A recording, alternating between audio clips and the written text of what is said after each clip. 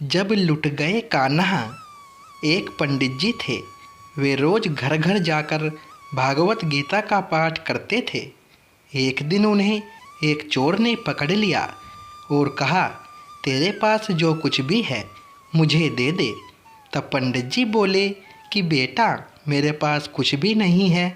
तुम एक काम करना, मैं यहीं पड़ोस के घर में जाकर भागवत गीता का पाठ करता हूँ। वो यजमान बहुत दानी लोग हैं। जब मैं कथा सुना रहा होऊंगा तुम उनके घर में जाकर चोरी कर लेना। चोर मान गया। अगले दिन जब पंडित जी कथा सुना रहे थे तब वो चोर भी वहाँ आ गया। तब पंडित जी बोले कि यहाँ से मीलों दूर एक गांव है, वृंदावन। वहाँ पर एक लड़का आता है जिसका नाम कान्हा है। वो हीरो जवाहरातों से लदा रहता है। अगर कोई लूटना चाहता है तो उसको लूटो। वो रोज़ रात को उस पीपल के पेड़ के नीचे आता है जिसके आसपास बहुत सी झाड़ियाँ हैं। चोर ने ये सुना और खुशी खुशी वहाँ से चला गया। वो चोर अपने घर गया और अपनी बीवी से बोला कि आज मैं एक कान्हा नाम के बच्चे को लूटने जा रहा हूँ। मुझे रास्ते में खाने के लिए कुछ बांध कर दे दो। पत्नी ने कुछ सत्तू उसको दे दिया और कहा कि बस यही है जो कुछ भी है। चोर वहाँ से ये संकल्प लेकर चला कि अब तो मैं उस कान्हा को लूट के ही वापस आऊँगा। वो पैदल ही पैदल टूटे चप्पल में ही वहाँ से चल पड़ा। रास्ते में कान्हा का नाम लेते हुए वो अगले दिन शाम को वहाँ पहुँचा जो जगह उसे पंडित जी ने बताई थी। अब वहाँ पहुँचकर उसने सोचा कि अगर मैं यहीं सामने खड़ा हो गया तो बच्चा मुझे देखकर भाग जाएगा, तो मेरा यहाँ आना बेकार हो जाएगा। इसलिए उसने सोचा, क्यों न मैं पास वाली झाड़ियों में ही छुप जाऊं।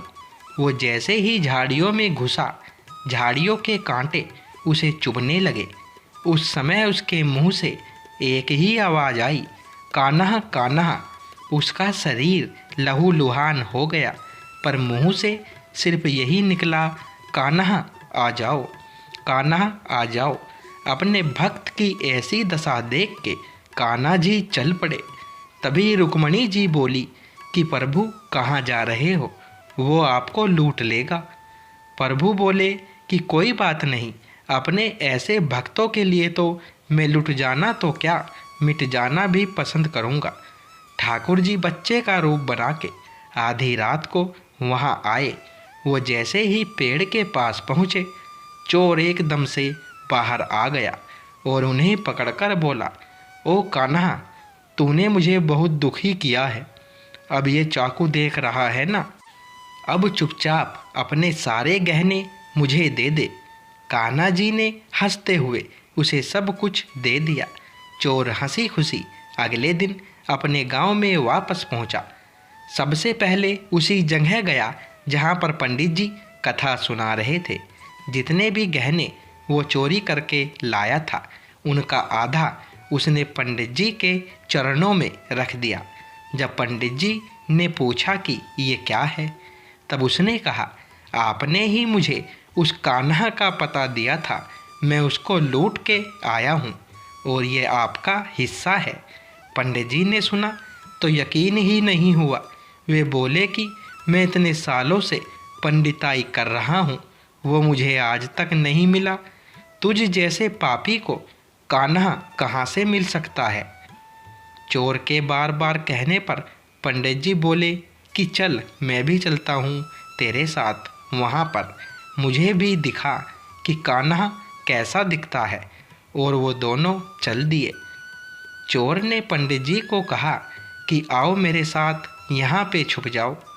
दोनों का शरीर लहूलुहान हो गया और मुंह से बस एक ही आवाज़ निकली, कान्हा कान्हा आ जाओ।